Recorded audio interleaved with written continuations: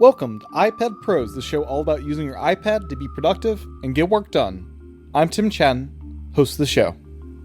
This episode of iPad Pros is sponsored by Agenda, the date-focused note-taking app for iPad, iPhone, and Mac. Learn more at agenda.com. If you look at shortcuts, you see your shortcuts, you tap on it, and it runs. In LaunchCuts, you can organize your shortcuts into folders, but you're still, navigating to the shortcut, tapping it, and you're running it. And that's it. You might get a result, might show you a notification, a quick look, or speak something to you. So with MFC Deck, I wanted a way for the shortcut when it launched and when it ran to actually come back and show you something. So kind of like show you the status of its last run. Or if you have automations, kind of maybe show you stuff directly that's updated throughout the day. So it was a way the concept of MFC Deck was to widgetize your shortcuts. Welcome back to another episode of iPad Pros. On this episode, we are joined by Adam Toe, the developer of LaunchCuts and the newly released MFC Deck. MFC Deck is a new app that builds on shortcuts in some really cool ways. We discuss in-depth MFC Deck as well as shortcuts in general, plus some time at the top of the episode on the Newton. As a reminder, you can support the podcast a few different ways. First off, go and download Agenda for free right now. Agenda is a fantastic app with an awesome new widget and Scribble support for iPadOS 14. Another way to support the podcast is by leaving a review on Apple Podcast. Every review goes a long way in signaling to Apple to show this podcast more in search. You can also get episodes early at patreon.com/iPadPros. With that, here's my interview with Adam. Enjoy. Welcome to the podcast, Adam. Thanks for having me. Absolutely. So you've got a new app coming out pretty soon. Before we get to all that, can you just kind of first introduce yourself and how you use the iPad? Sure. I'm Adam Tao. I'm a longtime Apple user and the developer of iOS apps such as LaunchCuts and MFC Deck. How do I use the iPad? Well, the iPad, I got my first one back when it was first released, 2010? And I would say the current iPad Pro is one of my most joyful and versatile computing devices that I use. And I've used a lot of Apple products in the past. It's versatile for all the reasons I think listeners to your podcast know. It's portable like a laptop, has a great keyboard now with the Magic Keyboard, has stylus support with the Apple Pencil. Given my history, I think we're going to talk about this with the Newton. I'm really happy to see that. And it has terrific battery life. So I remember, when I was a college student, I had a Newton, I had a physical watch, like a mechanical watch, and I had my laptop. And I always brought my laptop and my Newton to classes, and my laptop would die after 2 hours. The Newton would kind of keep running for hours on end. Right. Yeah. And I see the iPad as kind of like that successor, kind of that hybrid device that does, the function of a laptop, but also is like a portable device. Did you have the keyboard for the Newton back in the day as well? I did. The original Newton didn't have a keyboard, so you had to tap on the little on-screen keyboard. But I also used Graffiti, which was a great tool at the time to quickly input text. And yeah, because I don't even know the timeline. Is this 2100 days by the end in college, or was that still the older Newtons, the 100s? And yeah, when I first started college, I had the original message pad. Mm-hmm. So the very first one, the handwriting recognition wasn't that great, but with apps, like I said, Graffiti, you could actually input text fairly quickly. And then when the 2100 came out, that was near the end of college. The handwriting recognition had been fixed, and it was a fantastic device. Yeah, I had a 2100 well after it was discontinued, just for fun to play around with it, and I really did enjoy the OS. It was just a delightful kind of experience to play around with the Newton and just see how it all worked. And it's fun to see Scribble, which is basically the Newton handwriting recognition, including the scribble out and circle and all that stuff. That's all from the Newton, make its way back to iPad. So yeah, it's great to see Scribble come to the iPads after such a long absence. Here's an interesting story. When I graduated from college, I kind of tried to make a go of it as an indie developer. And one day after Macworld Boston in 1997, I think, I was in Palo Alto and I saw Steve Jobs coming out of a sushi restaurant. And this is the day after the keynote. And I said to him, great speech. And he's like, thanks. Got in his car and drove off. And later that night, I wrote a letter to him saying, what's happening with the Newton? I hear you're rolling it back in. At the time, they were going to roll it out as a wholly owned subsidiary called Newton Inc. And I asked him, what are you going to do? The Newton is a great product. You can't let it die. And he wrote this very long letter email back to me where he's saying, the Newton the eMate is a great product. We're going to be rolling more resources and marketing towards it to make it a success. Not quite sure about the message pad. What do you think? Don't worry. Being back at Apple is going to be great because we'll have a lot more resources to make it successful. And then a few months later, in February of 1998, they decided to cancel the whole project. Yeah. And I was the organizer of the protest that was held at Apple campus just a few days later, which incidentally was the first day that Tim Cook started at Apple. So it's interesting. It's kind of come full circle. Then the Newton technology and some of the engineers stayed at the company. And then, years later, iPhone came out, iPad came out. Now, we have in 2015, iPad Pro with the pencil came out. You could draw just like, on the Newton. And now in 2020, we have Scribble. So we have like one of the last pieces of the Newton is coming back. And the shape recognition in Notes as well. Yeah, exactly. Draw a circle and it becomes a circle. That's a great feature of the Newton Notepad app. Are there other Newton OS features you'd like to see come to iPad at some point? I really like the way the kind of the data architecture was set up with soups. The ability for like apps on the Newton to kind of access the data, pretty much control the app, other apps on the Newton operating system. Now, again, the soup architecture is didn't have much security to it. I think the closest analog that we have today is with shortcuts. The ability for, if the developer writes it, for the ability for other apps and shortcuts to access the data contained within, their own app. Yeah, I forget all the intricacies of soup and some of the other Newton OS things. I should try to find a Newton again. I actually sold mine when I moved around a bit. So I remember the eMate, I got one. In the first one I got, the hinge broke, so I had to track down like a more expensive one where someone retrofitted the hinge to make it work. Yeah. The other thing that I would like to add is like, more expansion ports. So the Newton had the interconnect port and had 2 PCMCIA slots. Yeah. You can really add a lot to it versus, iPad has just one USB port. Yeah, people add Wi-Fi to the Newton, which is crazy. Exactly. Wi-Fi, Bluetooth, there's a lot. There's a small kind of user community still around the Newton that's still kind of pushing it. Yeah. Last year, we'll get to modern stuff soon, but last year, Inkwell got killed off from the Mac because of the 64-bit transition. So it's kind of interesting. A year later, we get Scribble, so Inkwell lives on in the iPad. Definitely. You could still use handwriting recognition on the Mac with like Chinese character recognition. Okay, just not English. Yeah, you just need to get you use your finger on the trackpad, which is quite large now, or you can get one of those, styluses that we used to use back in the day with the iOS devices before the pencil came out. So you talked about shortcuts a moment ago with Soup. Your app builds on shortcuts, and do you have other? Yeah, Pushcut is another app that builds on shortcut as well. Before we get to your apps in particular, I'm just curious how you use shortcuts. Sure. Yeah, I've been using shortcuts since it was called Workflow. For the longest time, iOS didn't have any automation tools whatsoever. So when Workflow came out, I was like, wow, this is great.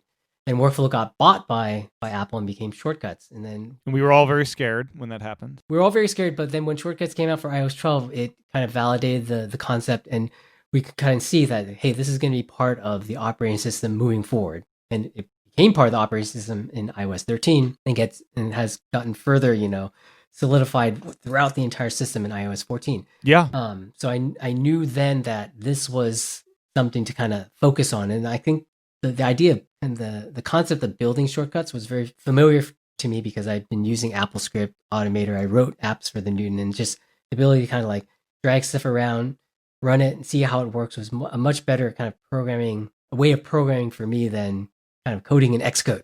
That's kind of how I got started kind of making shortcuts to do automation things like, control, where I have this like digital camera, a digital SLR, which has Wi-Fi built in and an FTP capability. So when I take a photo with my camera, it instantly gets uploaded to all my digital devices through iCloud. It gets uploaded to like Google Photos, and I even send it to Dropbox. And then from my phone, back in the workflow days, I could actually like say, I want these photos as they come in to be sent to this Dropbox folder. Then I could share that Dropbox folder with people at an event that I'm at, and then they would see the photos like instantly coming from the big DSLR that I had, which was, which still has great image quality. And you're tethered? That camera's tethered to? No, not tethered at all. So the camera itself has Wi-Fi and the ability to send photos through FTP. Yeah, it has Wi-Fi, but if you're out in the field, getting Wi-Fi's... So I'm out in the field, so you could use like a personal hotspot. Right, that's or what I mean. Wi-Fi. Yeah, not tethered in the stance of tethered over wire to a computer, but tethered via internet. Exactly. Yep. Very cool. So that was kind of like the first idea I had about using like workflow and shortcuts to kind of automate certain things that I was doing at the time, which was photography. But since then, I was like looking at holes in shortcuts when it came out iOS 12 and said, well, one of the biggest things people want is folders. So I was like, how can I make folders for shortcuts? And so I made basically this super shortcut called LaunchCuts, a giant shortcut that basically added folders to shortcuts. And then in iOS 13, I decided to make it into an app, a native iOS app. And that's kind of led me to kind of making these kind of iOS kind of shortcut helper apps. Yeah. And there's a whole ecosystem of these apps. And I love seeing it because Shortcuts is a great app, but there's a lot of holes that need filled. And it's great to see third-party apps kind of take the reins and push the way forward. And some features will get rolled into Shortcuts like folders. But with LaunchCuts, were there features that app still does that Shortcuts doesn't really do that well? Yeah, so LaunchCuts has tag support, so you could tag your shortcuts and then organize your shortcuts into kind of smart folders based on tags. So if you tag like 10 of your shortcuts saying like tools, you can create like a smart folder called tools in LaunchCuts, and then it will show all those 10 shortcuts. And as you add more tags to your shortcuts, they'll kind of automatically appear.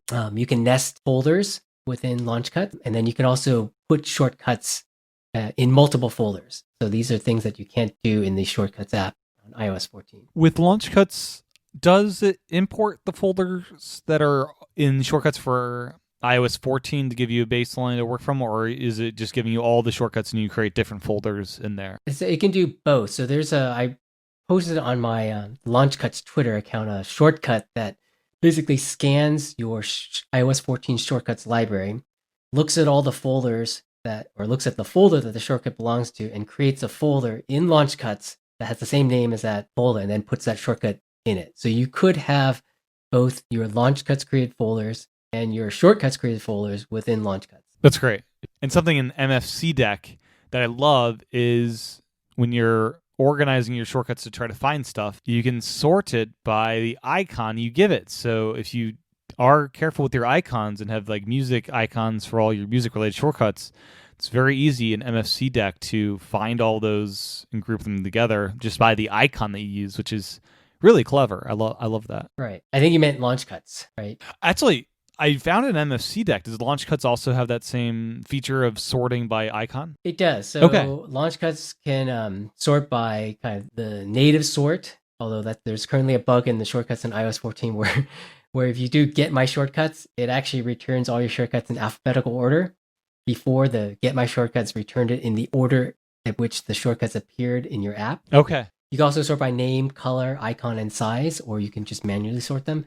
But yeah, within MFC Deck, you can sort shortcuts by icon. Okay, yeah. And size and name. There's that feature that's kind of shared between them. What other LaunchCuts versus MFC Deck? What was your goal with MFC Deck versus LaunchCuts that's already out there? And MFC Deck is very soon and may already be out when this podcast launch. I'm not quite sure yet, as Apple's doing reviews and things like right now. Yeah, so MFC Deck came as a result of kind of using shortcuts for several years and developing LaunchCuts over the past, I think, year and a half, 2 years. If you look at shortcuts, you see your shortcuts, you tap on it, and it runs. In LaunchCuts, you can organize your shortcuts into folders, but you're still, navigating to the shortcut, tapping it, and you're running it, and kind of that's it. You might get a result, might show you a notification, a quick look, or speak something to you.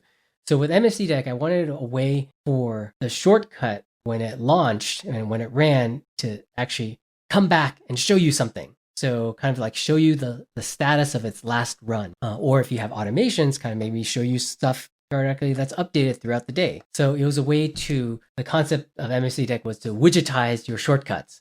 I was developing MFC Deck before any public news of iOS 14 home screen widgets came out. So as you're developing MFC Deck and you're developing with the iOS 13 model in play, and then iOS 14 gets announced and it totally revamps widgets, what'd that do for your development cycle? That must have really disrupted things a bit. It didn't so much disrupt the development cycle as it validated kind of the idea that I was going for, but it also kind of, didn't say stole the thunder away from it, but it basically pointed that like everyone's going to be marrying these home screen widgets. And how am I going to differentiate myself if the whole concept of the app was to widgetize your shortcuts, right? Right. Because now people are saying, well, I have an app that does widgets, so why would I use MFC Deck? Well, the idea then became more focusing on the control deck idea of MFC Deck, and also speak to users and say, well, if your app that has shortcut support doesn't do everything you wanted to do within the widget, you could create an MFC Deck card that's powered by shortcuts that gets all the information that you want from the app and display it to you in a widget. So as an example, the weather widget from Apple, there's, the small, medium, and large size, and it displays, some set of information about the location that you give it. But what if you wanted to say, show the air quality index for a particular location, right?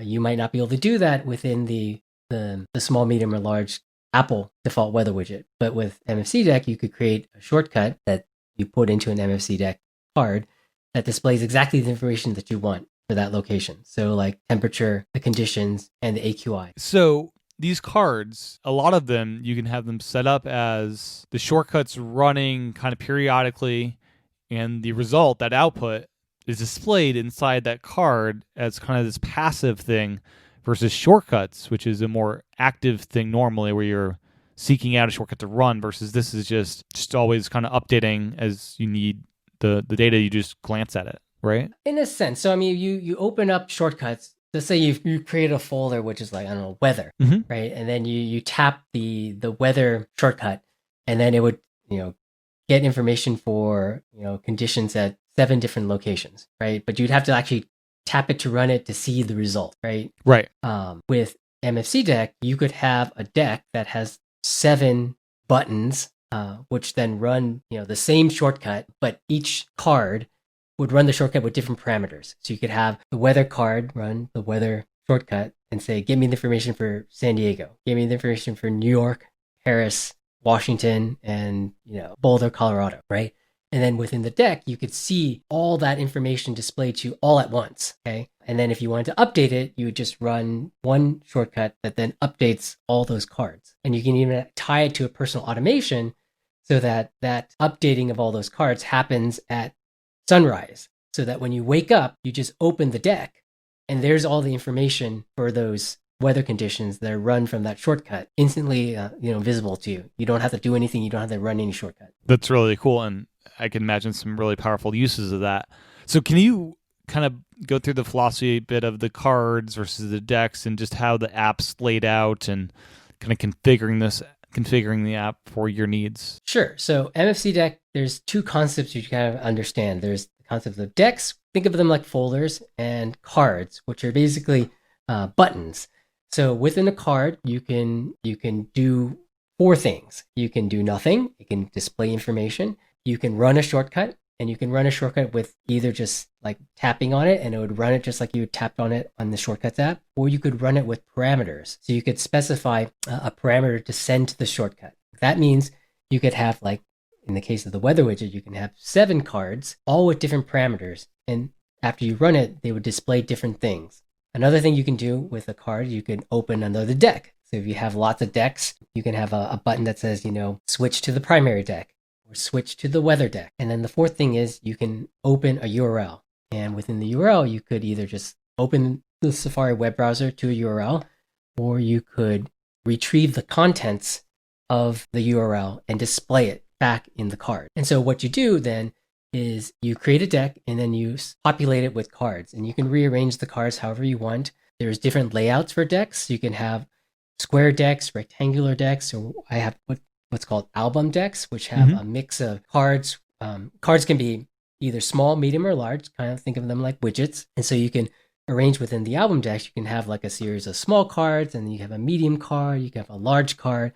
You can rearrange them however you want using drag and drop. How's these decks layout scale from the iPad, which is a huge canvas you're able to look at and arrange, down to an iPhone and even smaller down to the watch? How does that scale down and appreciate how you did arrange them on the larger canvas like the iPad? Yeah, so with the square and kind of adjustable or rectangular layouts, they're just shown in a grid. With the album layouts, the iPad can show more. So I try to keep the relative size of those cards the same, but then there's just more of them. So for instance, I'm looking right now on my screen at my primary deck, and on the iPhone, there's like a medium-sized widget surrounded by 1, 2, 3, 4, 5 kind of small widget. But on the iPad, there's like a large widget, and then it's surrounded by 1, 2, 3, 4, 8, 9 small cards. So you may want to create decks that are kind of like iPad specific, and then you might want to create decks that are kind of like iPhone specific, just because they do change their positions when you look at them between the different devices. And a single card, it can be in multiple decks, or do you have to duplicate that card for that to happen? You would have to duplicate the card. So when you duplicate the card into another deck, and then it would basically become a separate card. Gotcha. So I long thought about whether or not, a card is something that's kind of, you just have a list of cards and you put them into decks, or if you have decks that are populated by individual cards. And the approach that I took was to have decks that had individual cards. I like that approach because you might want to tweak a card just a little bit for the watch, or make it a little bit more individual in that way. Right. And if it wasn't like an alias, it would change that card across all your decks, which might get confusing. What does MFC stand for? Yeah, so MFC stands for Multifunction Control Deck. So originally the app was going to be called NFC Deck, which stands for Near Field Communication, because the genesis of the app was to be able to create this like physical control deck of NFC stickers that then you would tap on with like an iPhone that has NFC tag support, and then it would run a shortcut based on the tag that you clicked on, and then you create decks, the same kind of grid approach in this NFC deck, and then it would run a different shortcut. So you could have the same NFC tag run multiple shortcuts depending on which deck you were in. Yeah, that's smart. Yeah, but then as I started to move away from the kind of the NFC tag, I needed to come up with a different name. So I'm like thinking, okay, I'll just change the N to an M and call it Multifunction Control Deck, which is a good descriptor for the app because it can really do a lot of things for a lot of people. It just depends on what you're looking for. Does MFC Deck kind of serve that need? And there is NFC functionality in there still for iPhone users. How does that work? Right. So there's a concept of tags, which is normally hidden by default within the app, but you can enable it within the settings section. And what that does is it allows you to assign a tag to a card. Each card can have only one tag, but you can have multiple cards with the same tag. So within when you're creating an NFC personal automation, you can, within iOS in the Shortcuts app, you can say, when this NFC tag is tapped, run this tag in MFC Deck. And so what will happen is you tap the NFC tag, it will say, okay, I want to run the A1 tag in MFC Deck. And it will look, okay, what is the current deck that I'm in? Is there an A1 tag assigned to it? Yes, then it will run that shortcut. No, what is the default deck? You can assign a deck to be the default one. And then if there's an A1 tagged card in the default deck, it will run that shortcut. Okay? Yeah. So you can think of it like, let's say you have an NFC sticker that's attached to your steering wheel on your car. And in the morning, you have a morning deck. So you have a personal automation that says like sunrise, set the default deck to the morning deck. Get in your car, you tap on NFC tag, and it will like calculate directions to work. Okay. And then in the afternoon, you have a personal automation that says, okay, it's the afternoon, set the default deck to the afternoon deck. You get back in your car again, you tap the same sticker, but instead of running the card that's in the morning deck, it runs the one in the afternoon deck, which would be like calculate directions back home and send a text message to like my family that I'm coming back home. Can it also just open up a deck that's kind of there as a control pad in your car where you have a big button for playing music, a big button for, maps, or, just a more car-friendly interface if you don't have CarPlay? Sure. Yeah, you could set the default deck. I mean, I have for myself, like a personal automation, like in the morning, it sets the default deck to like the morning deck. And it also like, it opens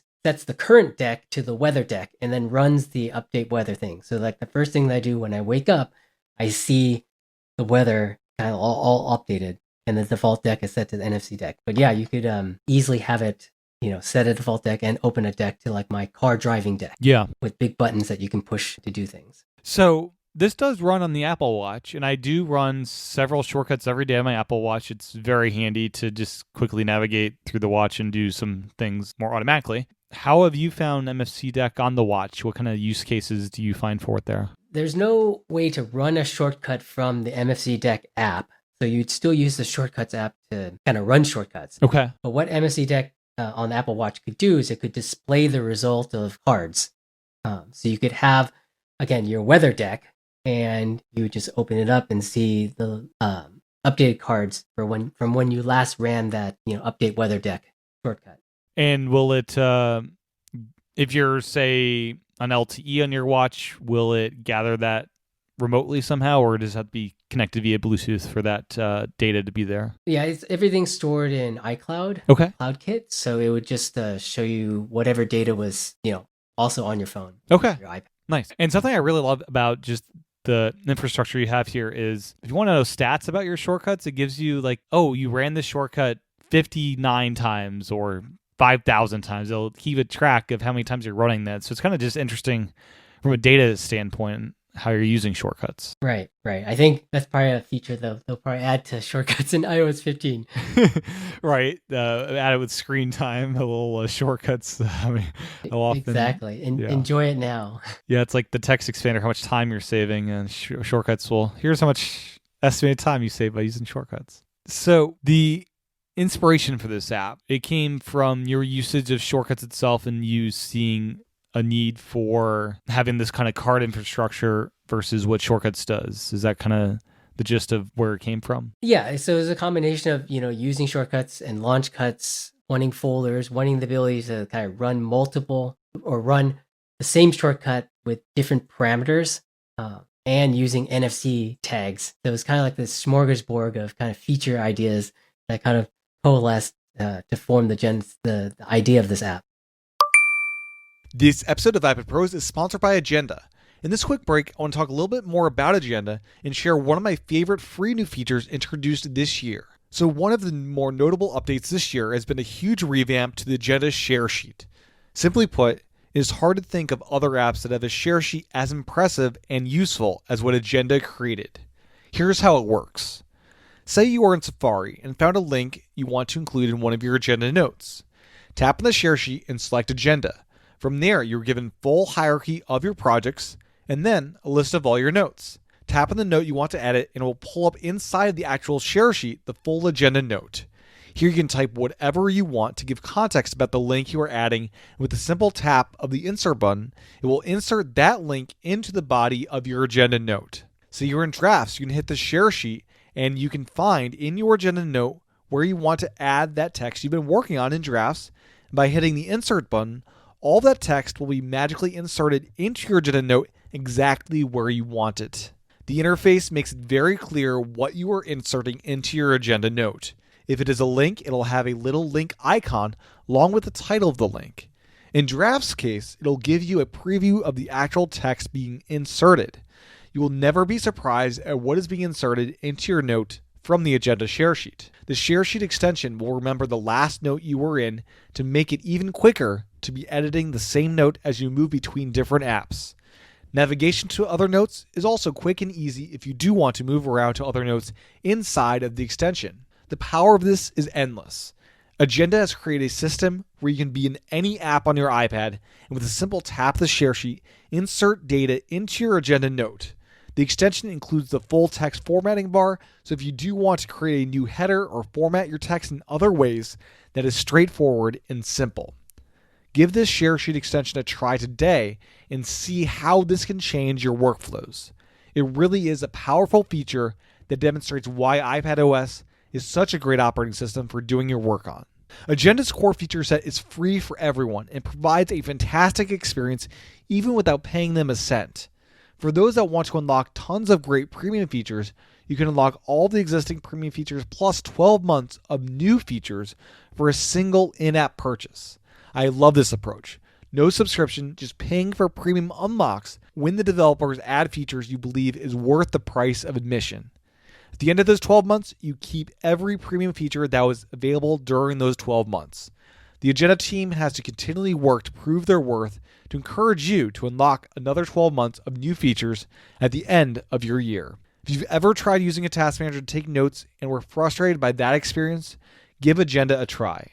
It's the note-taking app that actually helps you stay on track with work and personal projects. To learn more, go to agenda.com. Download Agenda today for free from the App Store. Thanks again to Agenda for sponsoring this episode of iPad Pros. Learn more at www.agenda.com.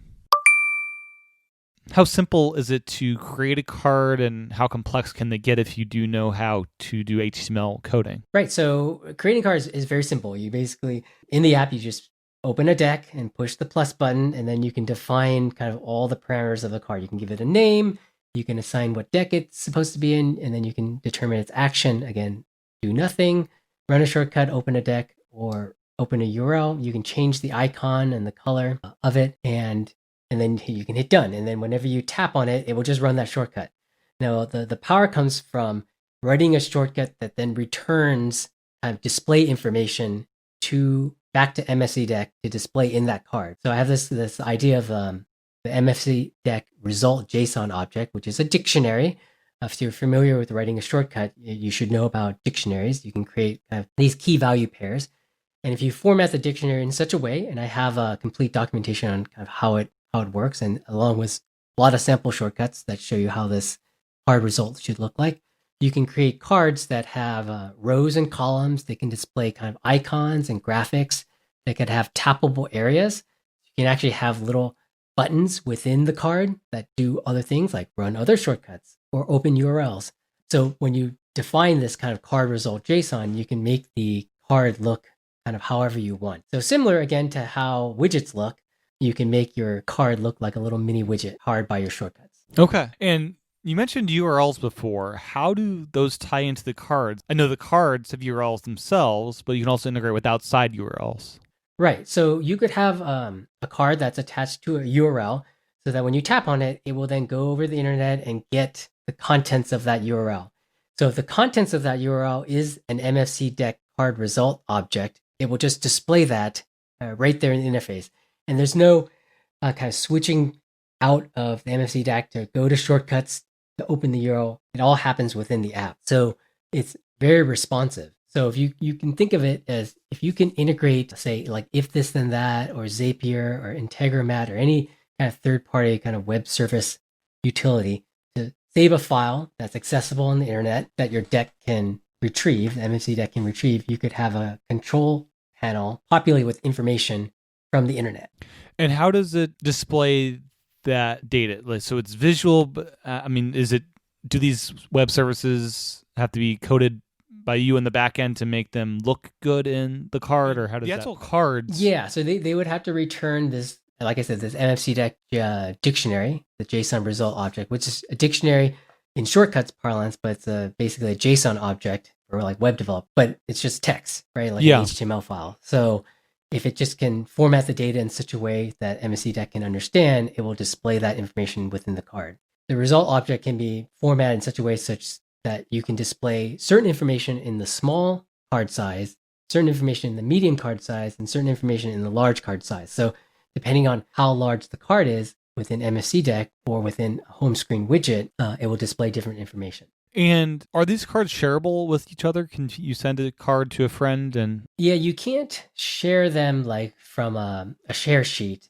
The URL cards, you can just say, create a new card and point it to this URL. Okay. You're basically done. Mm-hmm. You could also create a shortcut that creates the card. So I have a couple shortcut examples in the shortcut MFC Deck shortcut gallery that show you how you can create entire decks and cards that you can just share the shortcut, and then they can create their own deck and card.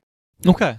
And what kind of actions are in the Shortcuts app that you can build shortcuts that integrate with MFC Deck? Yeah, so MFC Deck has over 30 actions, and pretty much anything you can do within the app, you can do within the Shortcuts app. So you could create decks, you can delete decks, you can create tags and cards, you can add images, You can display the card results, so you can basically display what MFC Deck shows you within a home screen widget or on the Apple Watch. You could also display it within a Siri voice response. You can set the default deck. You can, refresh cards, reload widgets. So there's basically a lot of features that you can use through custom actions within the Shortcuts app. Okay, very cool. And you also integrate with DataJar, Toolbox Pro, and Gizmo Pack. How do those work? Yeah, so if you have a card that runs a shortcut, you can set the input type to basically the text that you enter within MFC Deck's card. Or you can say, grab the information from Toolbox Pro, their global variables, or from DataJar using a path period notation path prefix. Or within Gizmo Pack, Gizmo Pack has like 3 different types of variables. Okay. So if you use DataJar, say, to track, the movies you watch, you could import that data into MFC Deck to display that in a nice looking widget, as an example. It's more you would send the data that's in DataJar to the shortcut. So let's say you have a weather variable within DataJar, okay, which is like a list of all the cities you want to kind of track. You could have in the shortcut or in the card, say, datajar.weather.favorite cities, and it would send that variable to the shortcut. And if the shortcut receives that information like as a list, it would then kind of like iterate through that list, process it, and then send the result back to MFC Deck. Gotcha. So something I saw on the website, I don't use a Mac really these days. I've got an old 2011 MacBook Air that's still around for some things. But if you are into Mac still, you can use MFC Deck as like a controller for your Mac. And I did this back in the day when I was more into Macs. I think Remote Buddy or something back in the day, where it would be kind of a media controller for your Mac in certain ways like that. So how does this integration work? And is this functionality something that you see could happen with iPad apps? Is it sending like a keyboard shortcut, or what's the kind of background in how this actually functions? Sure. So there's a shortcut that I wrote called MFC Deck Key Command. And what it does is it sends commands to a macOS computer. So you have to supply your username and password. And it's kind of security side note, this information is stored in the clear within the shortcut. So just keep that in mind. Don't share the shortcut right. You edited it. But then what it does is just creates an SSH, talks to the computer using SSH, and then sends an Apple script. So the Apple script would say, press this command in this app. So for instance, if you had like the Zoom app open and you had an MFC Deck that controls Zoom, you would say, you push the mute button and it would send the, Command Shift A command to the Zoom app. Or if you're in Xcode, you have a build button, it would send the Command B button to Xcode when you tapped on that card within MFC Deck. So that's how it would and you can use MFC Deck to kind of control your macOS computer and to create kind of these control decks where you can control different apps. Because it has to open up the Shortcuts app and then run it and then call the SSH command and then call AppleScript to like run the command on the Mac. Takes like a second or two to kind of run. Okay. There are other ways to kind of improve the performance. So if you use something like Keyboard Maestro, you can basically create in Keyboard Maestro these kind of universal URLs that when you tap on it or when you hit that URL, it would then run the Keyboard Maestro script or macro. So you could also create an MFC Deck that controls Zoom that instead of like using my key command shortcut would call Keyboard Maestro to do basically the exact same thing. And it would run a lot faster and be, pretty much instantaneous as if you, clicked on the mute button in the Zoom app or hit Command Shift A on the keyboard. So the idea behind like the control deck is, if I'm at my computer, why don't I just use the keys, right? Is, you have this control deck for all these different apps and it's a visual interface. So think of it like a touch bar, but running on your iPhone or your iPad. Mm-hmm. No, it can be really powerful, especially if you're doing live production and a scenario where you really don't want noise too of keyboard clicks and mouse clicks. Right. So it's similar. I mean, a lot of podcasters and streamers use a product from Elgato called a Stream Deck. Yeah. So it's a physical hardware device with like 6 buttons up to like 30 buttons. And so using MFC Deck, you can basically kind of replicate the functionality of a Stream Deck, but on your iPad and your iPhone. Yeah, it's really cool. And am I right that there's no way for developers to emulate like Bluetooth keyboard, like an iPhone paired to an iPad in any way? Because that'd be really cool to like My iPhone is paired to my iPad as a Bluetooth keyboard through this app. Yeah, I've thought about this. So there's this product idea that I have to be able to kind of help like my parents kind of use the iPad. So, on the Mac, you can use like remote desktop, or you can use Zoom to like control their computer, but there's no way to kind of do that on the iPad. And people say, the iPad, the iPhone's so easy to use, but it's actually not that easy to use, especially with iOS 13, 14, where, you have like split view, you have like, even in Safari, you have tabs, and they don't know what to tap on. Yeah. Right. But you can attach a Bluetooth mouse to, or not even Bluetooth, you can connect like a physical mouse to the iPad and you can see the cursor. Right. Mm-hmm. So what if you could create a device that mimics a Bluetooth mouse, but then is connected to the internet, which is then controlled by like an app that's running on your phone. Right. Yeah. So you could have them do like a Zoom screen share with you, which you can do on Zoom on the iPad, but then they could plug in this little device, which then you're controlling over the internet to move the mouse that's on their screen. So that product doesn't exist yet, but I think that'd be a great product. Yeah. No, I was thinking about that because those touchpad things they're really powerful for the Mac, and I'd love to see the second iPad. You have a second iPad that's like controlling bits of LumaFusion as you're editing in there, and that'd be cool. Right. So your second question is, can you run like a card or a shortcut that then controls something on the iPad? And it is kind of hard. You could do something, you could hack together something with like MFC Deck's trigger server, or maybe even PushCuts automation server. Yeah.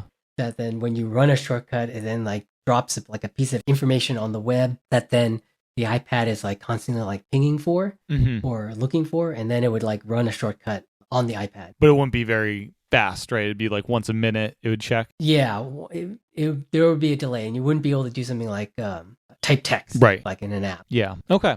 Yeah, that was interesting. Yeah, with the NFC thing, I was wondering on the iPhone, kind of NFC tap something and send that over to the iPad in some way, kind of like the old touchpad Veer situation back with the Palm WebOS stuff. Yeah, maybe iOS 15. Right. Yeah.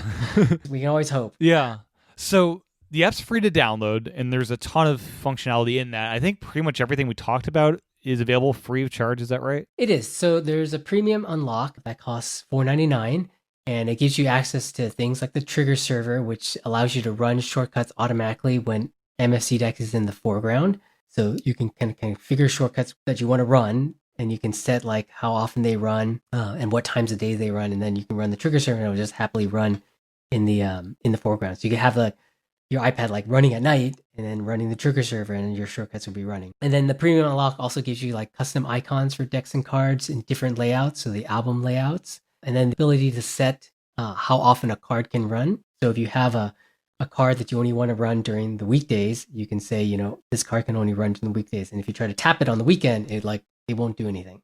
In the trigger server, this stuff all talks through iCloud, but it's on device, so the server would relate to things run on that actual device. You couldn't have an old iPhone laying around plugged into the power running as a server for your iPad that's somewhere else. That's right. So it's just a server for the device itself. Okay. And then the trigger server works independently. So if you have a phone, you'd only see the triggers that you create for the phone. Gotcha. And the same thing for the iPad. Yeah. So they're not shared between the two devices.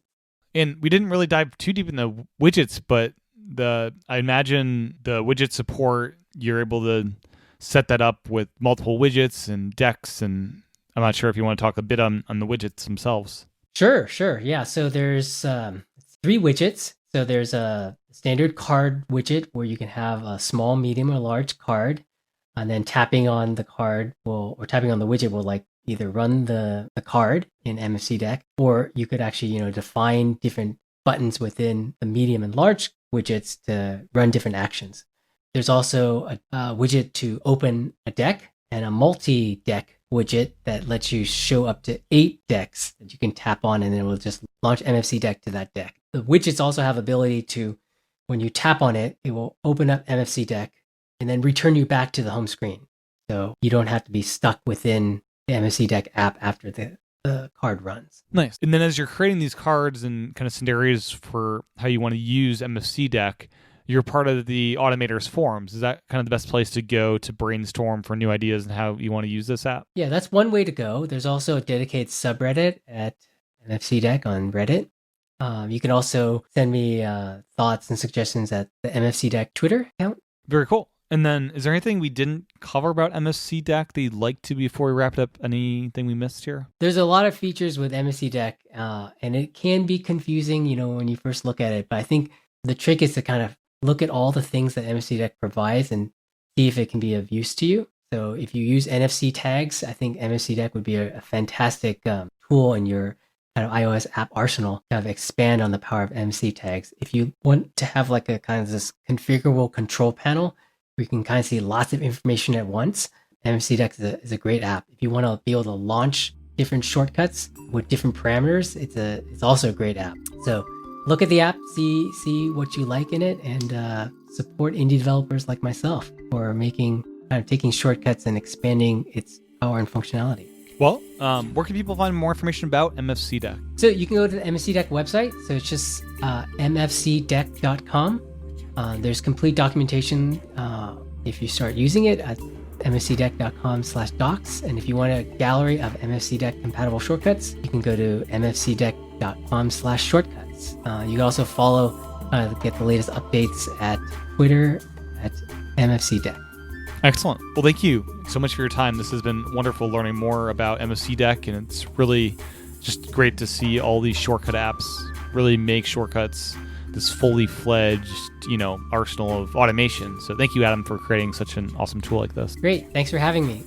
Well, that was my interview with Adam. Thanks again to Adam for his time recording this interview, and thanks to you for your time and attention tuning in to this week's episode of iPad Pros. My thanks again to Agenda for sponsoring iPad Pros. Go to www.agenda.com to learn more about their awesome app and download the app today for free on the App Store. And make sure to try out their awesome share extension that I spoke about earlier on in this episode. With that, I'll talk to everyone again real soon.